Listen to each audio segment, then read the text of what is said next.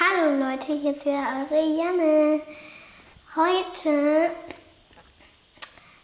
Hi, ich bin Nico und das ist meine Tochter Janne. Wir beide leben auf Mallorca und bestreiten unseren Lebensweg seit einiger Zeit alleine. Um euch auf diesem Weg mitzunehmen und auf eure Fragen eine Antwort zu haben, heißen wir euch herzlich willkommen bei Mama Mallorca, unsere Reise zu zweit.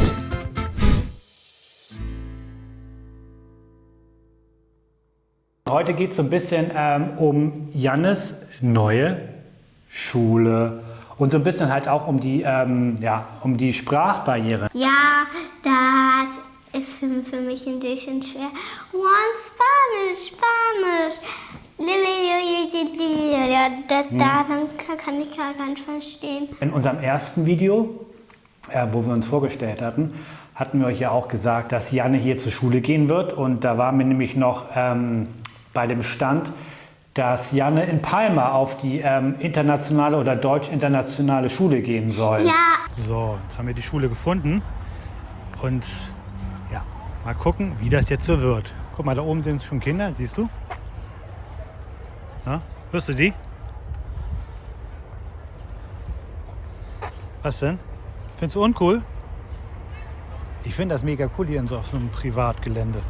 Fakt ist auf jeden Fall, wir haben uns gegen die Schule entschieden, Ja. obwohl ich sie eigentlich cool fand. Aber die Problematik ist einfach, dass die Schule 50 Kilometer entfernt ist. Ne? Und ich habe mir halt lange Gedanken gemacht, ob ich Lust habe, täglich 4 Stunden am Steuer zu sitzen. Das ist der erste Punkt. Der zweite Punkt, der aber viel gravierender für mich ist einfach, dass ihr soziales Umfeld quasi nicht quasi hier bei uns ist, sondern das wäre quasi komplett auf der gesamten Insel gewesen. Ne? Das heißt irgendwie, wenn Janne irgendwo auf Geburtstagen wäre, dann hätte ich halt immer kreuz und quer irgendwie über Mallorca fahren müssen.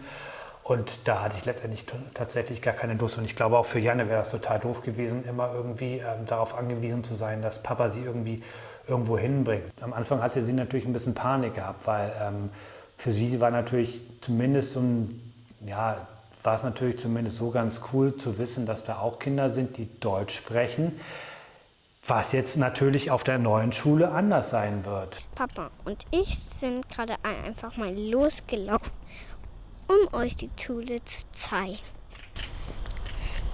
Das ist jetzt hier deine Schule. Das sieht hier so von vorne noch ein bisschen komisch aus, aber hier, guck mal, hier sind lauter Sachen zum Spielen, Springen, Hüpfen, guck mal, da ist sogar ein Schach. Die Schule finde ich cool. Ja, wenn du jetzt an die andere denkst, in Palma.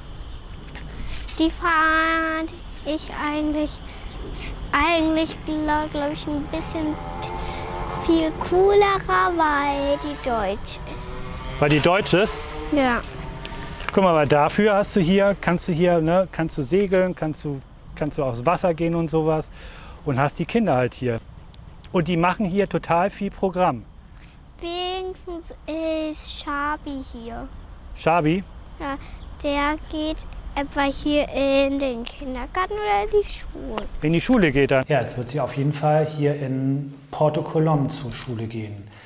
Einziges Manko ist, dass die Schule auf Katalan ist. Also es ist eine katalanische Schule, da wird Katalan gesprochen, Spanisch und als erste Fremdsprache dann Englisch. Und ja, es ist natürlich für dich so ein bisschen so der Wurf ins kalte Wasser. Ne? Da hat sie auch relativ, als ich ihr das damals irgendwie mitgeteilt habe oder erzählt habe, da hat sie am Anfang auch ganz schön Angst gehabt, ne? Ja. Ja? Ja. Warum? Aber weil ich einfach Schiss in der Büchse hatte. Aber wovor hast du Angst? Weiß ich nie. Wovor hast du Angst? Dass du dich nicht verständigen kannst oder was ist deine Befürchtung? Zum Beispiel, wenn mich was die Lehrer fragen, dann weiß ich nicht, was ich sagen soll. Aber zum Glück gibt es da einen Lehrer oder eine Lehrerin, die auch Deutsch kann. Ich bin mir relativ sicher, dass du ganz schnell Spanisch sprechen kannst. Viel schneller als dein Vater. Ich werde viel mehr Probleme haben, diese Sprache zu lernen, weil du natürlich dadurch, dass du dann halt mit den Kindern, hörst du mir zu? Dadurch, dass du dann mit den Kindern zusammen bist und mit denen spielst, sprichst du ja die Sprache automatisch. Du fängst ja an, Sachen nachzusprechen. Ich mache das alles mit so einer blöden App. Das heißt, in einem Jahr wirst du fließend sprechen und dein Vater ist noch immer am Rumkrüppeln irgendwie. Na, ich hoffe mal nicht so, dass das so sein wird. Ich habe mit vielen Leuten gesprochen und die haben halt gesagt, Nico, Quatsch, schick sie nicht auf eine deutsche Schule. Ihr lebt hier auf Mallorca, ne? Und es ist wichtig, dass sie die Sprache hier lernt. Und ja, da haben sie natürlich recht, das ist Quatsch. Und vor allem Janne ist jetzt 6 Jahre alt, die wird die Sprache so schnell lernen. Und ich glaube, hier wird richtig viel Sport gemacht. Du meinst, damit ich mal ein bisschen fit bin oder was? Sport ist gut, ja, damit du ein bisschen fit bist. Das ist nicht verkehrt. Ich bin eigentlich schon dünn. Das hat nichts mit dünn zu tun. Ich rede jetzt nicht von deiner Figur her, du hast eine tolle Figur. Ich rede von deiner Kondition her. Ja, dann kann ich mal endlich Jo hochheben. Ich hatte natürlich überlegt, wie ich ihr den Einstieg so ein bisschen leichter machen kann, wenn es in die Schule geht, damit sie schon mal vorab so ein bisschen Kontakt auch mit den Kindern bekommt. Weil ich halt immer gesehen habe, irgendwie, wenn wir irgendwo waren und da haben Kinder gespielt und sowas, das waren meistens alle spanische Kinder und Janne war halt immer so ein bisschen distanziert. Ne? Du hattest Angst am Anfang, mit spanischen Kindern Kontakt aufzunehmen. Na, ich weiß noch, da waren wir einmal unten irgendwie bei der Strandbar und dann kamen auf einmal irgendwie 3 Kinder zu mir, weil sie Janne gesehen hatten und wo ganz cool fanden. Ne? Das waren Gaia, Emma und Vasco hieß er. Ne? Und die kamen auf jeden Fall zu mir, das war total niedlich, die kamen zu mir und meinten irgendwie so, wie sie denn mit Janne spielen könnten. Ich so, wieso? Und meinen sie, ja, weil sie immer weglaufen. Na, dann habe ich gesagt, warten mal, und dann bin ich zu Janne hin, die stand da irgendwie am Wasser, habe sie mir geschnappt und habe gesagt, so, das sind Gaia, Vasco und Emma und die würden ganz gerne mit dir spielen. Da war so ein bisschen das Eis auch gebrochen, aber so dieser Erstkontakt, der ist ihr total schwer gefallen. Und dann hatte ich mir natürlich überlegt, wie kann ich das am besten machen? Ja, und es gibt sonst hier immer von der Schule irgendwie so Summercamps, was eigentlich auch total cool ist, weil dann machen sie über den Sommer irgendwie Ausflüge oder irgendwelche Projekte oder sowas, da wollte ich sie eigentlich reinstecken. Aber die waren leider schon alle komplett ausgebucht. Na, und was haben wir stattdessen gemacht? Du warst bei der? Schule. Also beim Segelkurs. Richtig. Na, dann habe ich sie quasi in den Segelkurs gesetzt hier unten, damit sie halt irgendwie mit spanischen Kindern in Kontakt kommt. Guck mal, hier ist die Segelschule. Jetzt müssen wir mal gucken, ob wir hier einen Parkplatz kriegen. Die ist auch deutsch, gerade gesehen. Die ist auch deutsch. Du meinst, weil es in Deutsch stand? Ja. Vielleicht ist hier deutsch. Wir lassen uns überraschen, Mäuschen. Ne? Ja, Janne war komplett eingeschüchtert.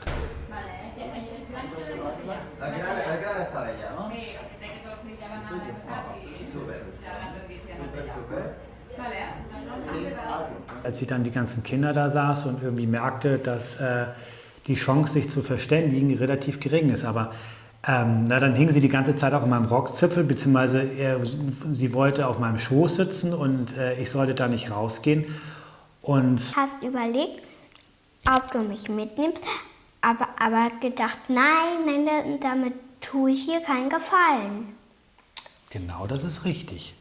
Ich habe überlegt, was ist das Richtige und dachte so, nee, wenn ich dich jetzt rausnehme oder dir den Gefallen tue, dich rauszunehmen, dann wären wir da morgen wieder am gleichen Punkt gewesen. Das wäre kontraproduktiv, sie jetzt da irgendwie rauszunehmen, sondern eher Mut zu sprechen und zu sagen, komm, du schaffst das.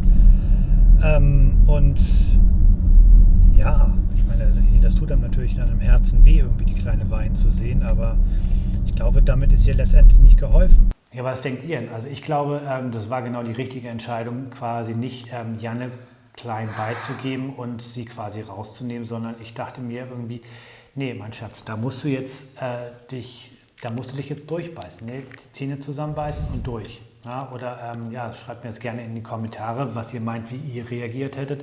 Aber ich denke irgendwie, ich hätte ihr damit keinen Gefallen getan, zumal ja Sinn und Zweck des Ganzen war, sie so ein bisschen auch auf die Schule vorzubereiten.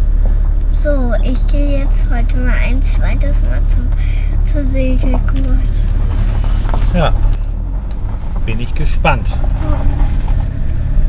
Am zweiten Tag, warst du noch am Anfang so ein bisschen Da hast du noch ein bisschen Panik gehabt am Anfang, ne? Ich habe gerade irgendwie ein Kribbeln in meinem Bauch, weil ich mich jetzt gerade so aufrege.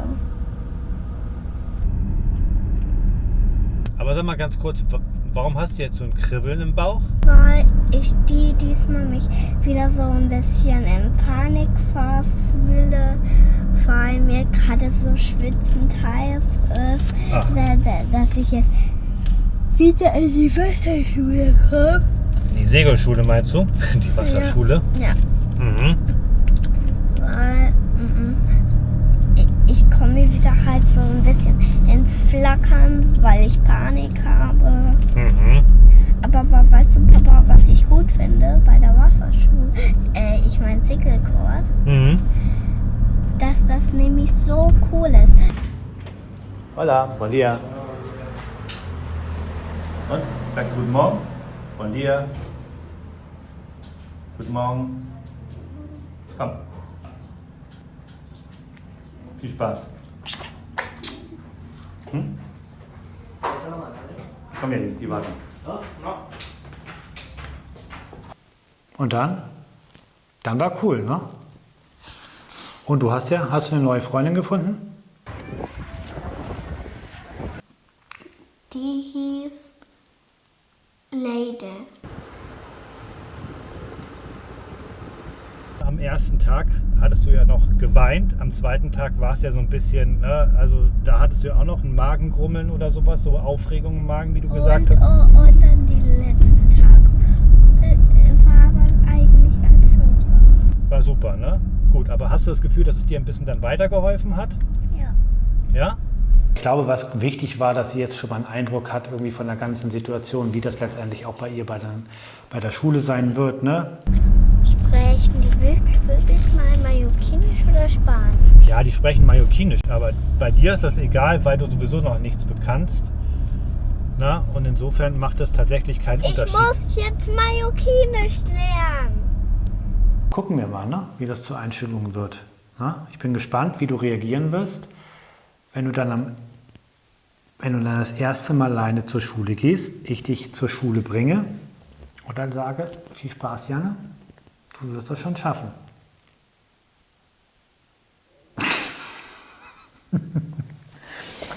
Das wird schon cool werden, mein Schatz. Na, und irgendwann wirst du Spanisch sprechen und ich werde sagen, ey, wie toll kannst du das denn bitte, ne? Wenn du schön und sagst, Janne, hör auf damit, dann rede ich einfach Spanisch mit dir. Richtig.